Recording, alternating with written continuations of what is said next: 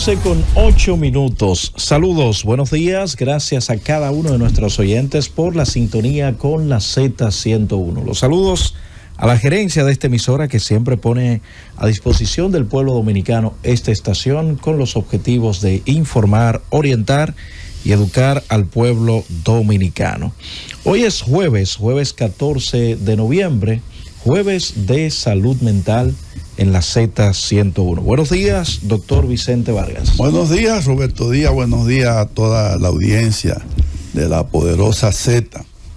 Hoy vamos a continuar. ¿Te recuerdas que el otro día tuvimos aquí un programa sobre depresión, que fue un programa muy interesante? Así es. Con un invitado de lujo, el doctor José Reyes Noel. Y ahí habíamos dicho que habían cosas de ese programa que debíamos continuar porque el tiempo fue muy corto. Pues hoy lo prometido es, lo vamos a cumplir. Hoy tenemos otra vez aquí al doctor José Reyes Noel para completar todo lo que nos faltó en ese programa sobre la depresión. Doctor José Reyes Noel, bienvenido aquí a su programa. ¿Cómo está usted? Buenos días, doctor. Buenos días, Roberto y Vicente. Gracias por invitarme de nuevo. Gracias a usted por venir aquí. Para continuar hablando de que comenzamos a hablar de depresión y hablamos bastante, pero nos quedó en la depresión un tema fascinante y un tema muy grande, muy largo, que tiene muchas cosas que traer para poder enseñar bien a la gente.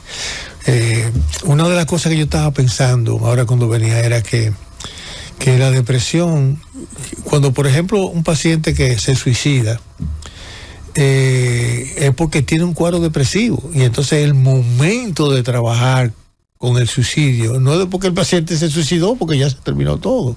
Es cuando el paciente tiene una depresión que tiene 15 a 25% de posibilidad de llegar a un suicidio.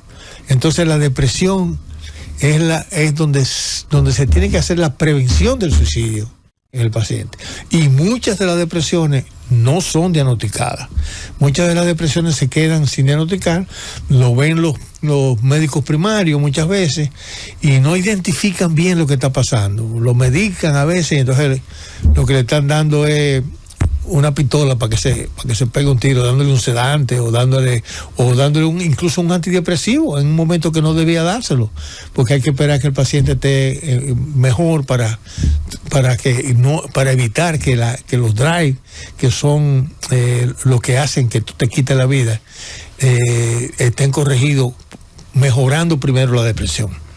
No sé si me explico bien. No, usted está diciendo, doctor Reyes Noel, algo muy importante. Que es que se pueda identificar un paciente que está en depresión o un paciente que tenga una ideación suicida. Y usted ha dicho, en la atención primaria se puede identificar ese paciente y si no se puede identificar, ¿qué preparación deberían tener los psicólogos o los médicos generales o el personal que va a atender a ese paciente que llega ahí y que necesariamente no es donde un psiquiatra que va a llegar? Exactamente, a eso que me refiero, que quisiera que los médicos, los psicólogos, incluso los psiquiatras que me están oyendo, ya hasta la enfermera, ya hasta las enfermeras que están dedicadas a salud mental, que identificar al paciente que tiene una depresión es algo primordial, porque es de la única forma. Es muy frecuente la depresión. De 15 a 25 de cada 100 personas a lo largo de la vida van a tener un cuadro depresivo mayor, y de 15 a 25 de los pacientes que han tenido una depresión van a cometer un hecho de suicidio. Eso es muy alto, doctor. Altísimo, más de lo que la gente piensa. Y entonces lo que esperamos, yo no sé qué esperamos para comenzar a trabajar, porque en la prevención, después que tú tienes un diagnóstico, la prevención terciaria es primero tener un diagnóstico, y después que tú tienes un diagnóstico, entonces... Esa es la terciaria. La terciaria. La terciaria es cuando va donde el especialista, ya para decirlo en español. Exactamente, cuando ya tiene un diagnóstico, entonces ya tú sabes que tiene un diagnóstico. Y ahí es que tú tienes que darle importancia para que ese paciente no termine en un suicidio. Trabajando la depresión y rompiendo la depresión y educando al paciente con la depresión para que no llegue a un suicidio, es el trabajo que tiene que hacer el psiquiatra, el médico, el psicólogo, todos nosotros. Tenemos que entender eso, que cuando ven un paciente que tiene una depresión, ahí es el momento de trabajar ese paciente para romper la depresión, que tiene un excelente pronóstico si es bien manejado, y evitar que se suicide. Doctor, una pregunta. Siempre que haya suicidio, ¿habrá un cuadro depresivo? ¿Y cómo se describiría? No siempre. Ok. No siempre. No hay pacientes que no tienen ninguna psicopatología depresiva y está en un tiempo de estresor, de situación económica o social o afectiva, transitoria, y es una reacción a lo que está pasando. Y pueden, tú me entiendes, en ese estrés, no encontrar solución y ver que la única solución es el suicidio, y se suicidan y no están depresivos. O sea, que puede ocurrir. Muy bien. Bueno, qué buena pregunta, porque aunque hay una alta cantidad de suicidas que están depresivos, pero también hay un paciente que puede tener otros trastornos psiquiátricos que puede ir a la depresión, como por ejemplo un paciente esquizofrénico. Y médico. Y quiero que usted aclare eso, porque usted es un especialista en esos temas, doctor. Ok. Lo que tú mencionas, la esquizofrenia, es algo importante entender lo siguiente. Muchas veces en el primer cuadro, en el primer episodio que hace un joven con un cuadro esquizofrénico, y a los pocos meses, cuando el paciente realiza que él tiene un cuadro tan dramático, mental, que puede afectarle el devenir de su vida, ese estado de reconocer eso y tener una introversión de lo que está pasando, lo lleva a una depresión secundaria, al entender que él tiene esa condición, y eso puede llevarlo al suicidio. Pero cuando tú haces el diagnóstico diferencial entre un paciente depresivo y un paciente que es esquizofrénico y que tiene síntomas residuales por la esquizofrenia que tuvo, tú vas a encontrar síntomas que te van a descartar la idea de la depresión, como son, por ejemplo, que el paciente tiene un trastorno del contacto con la realidad, que tiene una paranoia, que tiene unas alucinaciones, que es un trastorno perceptivo, alucinaciones que pueden ser visuales, que pueden ser auditivas, que pueden ser olfativas, que pueden ser gustativas, muchos tipos de alucinaciones que existen. Cuando el paciente tiene ese cuadro de delirio, por ejemplo, de tipo paranoide, o muchas veces, en el caso de la bipolaridad, delirio de tipo grandioso, y tiene alucinaciones, entonces tú descartas que es depresión. Si acaso está deprimido, es una depresión secundaria a que tiene un cuadro esquizofrénico, y ahí tú haces el diagnóstico diferencial de que no, esto se trata de una esquizofrenia o esto se trata de una depresión. Pero hay muchas veces que concomitan los dos cuadros, el cuadro de tipo esquizoide y el cuadro de tipo depresivo, y a eso es lo que llamamos desorden esquizoafectivo, porque tiene de ambas, tiene de la depresión y tiene también de la esquizofrenia. Y el pronóstico, obviamente, de un depresivo es mucho mejor que el pronóstico de un esquizoafectivo, y a su vez el pronóstico de un esquizoafectivo es mucho mejor que el pronóstico de un esquizofrénico. El depresivo siempre va a manifestar los signos de tristeza, de llanto fácil, de baja energía, o puede esta persona presentar, como en el caso de algunos de hecho actores que se han suicidado, mucha euforia, alegría. ¿Nos podría hablar un poquito de esto, doctor? Oh, eso es fenómeno, la pregunta. El caso de Robin Williams, famoso actor, un gran actor. Exactamente. Pero esos son pacientes que tienen, son pacientes, acuérdate que cuando yo comencé hablando de la depresión, te hablé que había una dicotomía que nos ayudaba mucho para poder entender no solamente el diagnóstico, sino el pronóstico y el devenir que va a tener ese paciente dependiendo del tratamiento. Y hablamos de los bipolares, lo que tú me has mencionado es un desorden depresivo bipolar.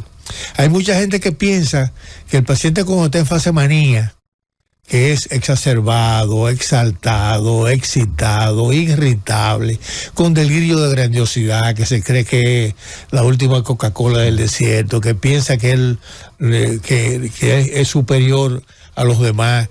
Ese estado de manía es depresión también. Sí. Lo que pasa es que uno dice, pero ¿cómo un paciente que está exaltado, elevado, contento, feliz, optimista, grandioso, que piensa que lo puede todo, está deprimido?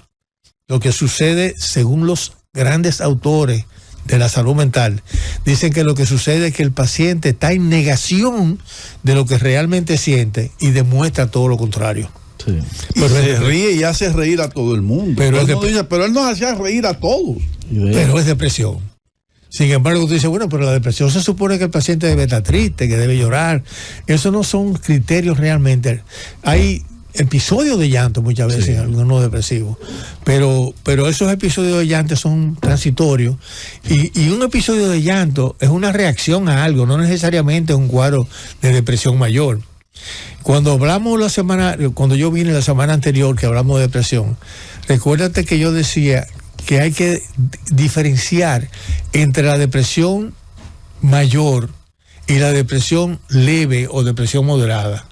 Porque en la depresión mayor, diferente a la depresión moderada, el paciente tiene unos síntomas que son vegetativos que te hacen hacer el diagnóstico más de depresión mayor que de otras cosas. Por ejemplo, el paciente que tiene una depresión moderada no tiene tan alterado ni el juicio. ¿Te acuerdas que te dije yo hoy más la regla mnemotécnica?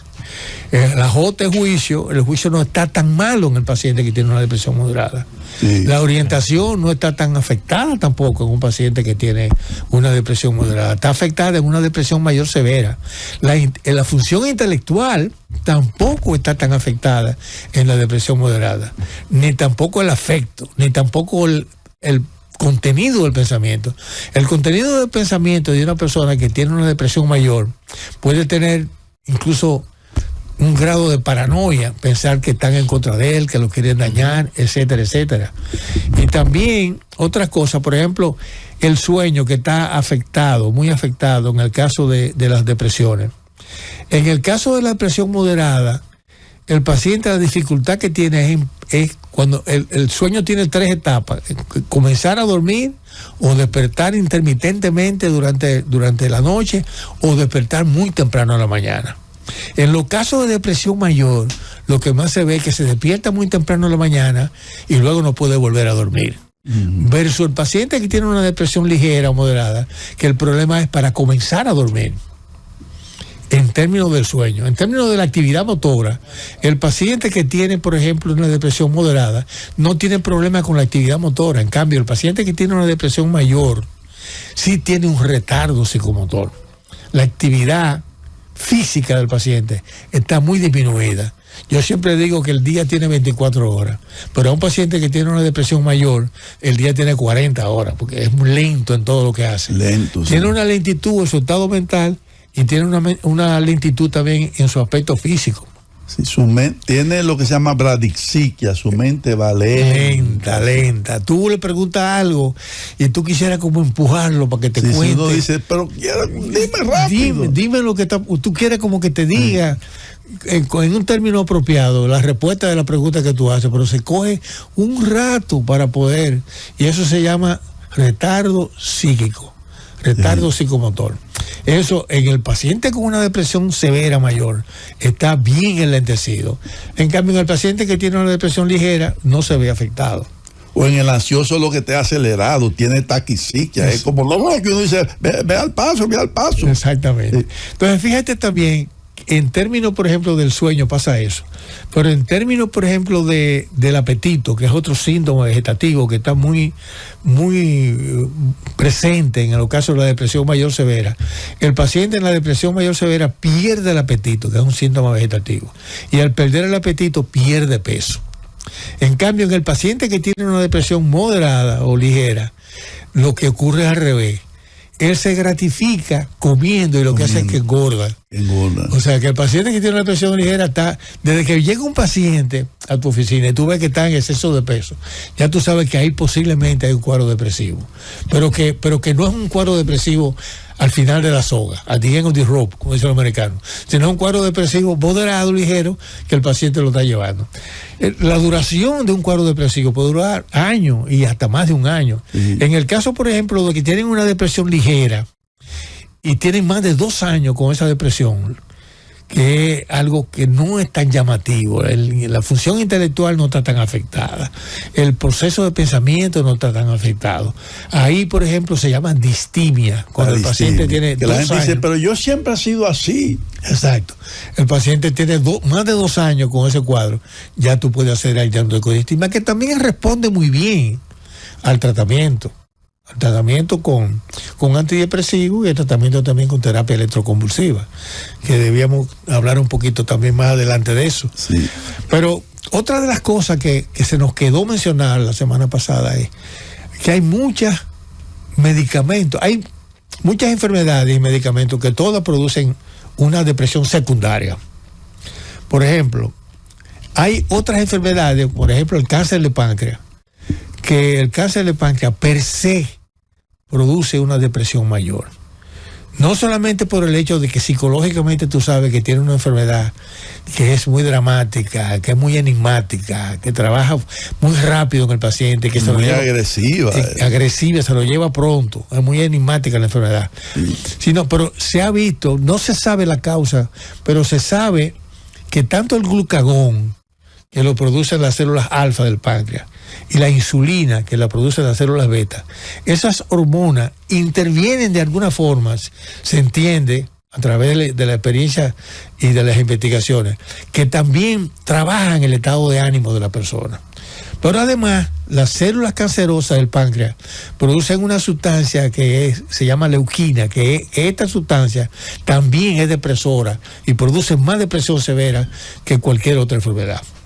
También hay otras enfermedades muy llamativas que producen depresión, que son el síndrome de Cushing y la enfermedad de Cushing. Cuando tú tienes una persona que tiene una enfermedad de Cushing, lo que está ocurriendo en el paciente está deprimido, pero muchas veces la depresión se manifiesta más como una fase hipománica o mánica, que es elevado, exaltado, irritable, agresivo, violento. Y en la enfermedad lo que se trata es de un tumor hipofisario de la hipófisis que está produciendo glucocorticoides en grandes cantidades y estimulando a las células globulares de la cápsula suprarrenal a producir más cortisol. Y entonces, cuando es cortisol que se está produciendo por una causa que está afectando a la cápsula suprarrenal, es el síndrome de Cushing. Pero cuando es la hipófisis que está produciendo, se trata muchas veces, hay que descartar, un adenoma de la hipófisis. Doctor, ¿y el tiroides? Métame ahí al tiroides. Bueno, cuando tú tienes un paciente que está deprimido, tú tienes que preguntarle, ¿se te está cayendo el pelo? ¿Tienes intolerancia al frío? ¿Te sientes con mucha cansancio, mucha fatiga? Eso tiene que preguntar, eso es de orden que tiene que preguntarse. Sí. Porque entonces tú tienes que inmediatamente hacerle un estudio de T3, T4 y TSH para saber si es un hipotiroidismo que está creando la depresión. Sí. Yo he tenido muchos diagnósticos en la clínica de hipotiroidismo, tratando de, cuando hago la evaluación del paciente, que hago un laboratorio, para descartar la posibilidad de que la depresión sea endógena o sea secundaria. Y con una depresión severísima. Y con una depresión mayor porque tiene una vulnerabilidad mayor que solamente cuando es el orden psicológico. Siempre es bueno evaluar, a propósito de lo que usted termina de decir, de este síndrome, la parte neuronal del paciente cuando hay depresión. Que no se haya diagnosticado el síndrome. ¿Tú te refieres a la parte cognitiva? Exacto. Bueno, ahí es importantísimo. ¿Tú sabes por qué? Porque la depresión mayor severa produce síntomas, acuérdate que hablamos de eso la vez pasada, sí, que produce daño de la función intelectual y del contenido del pensamiento. Entonces, cuando es severo el caso que se está presentando, te va a parecer que tiene trastorno de memoria, pero el trastorno de memoria de la depresión no se debe a daño celular, se debe a que el paciente no puede focalizar bien, y al no focalizar bien las cosas, entra en un problema de no recordar y la memoria reciente se altera.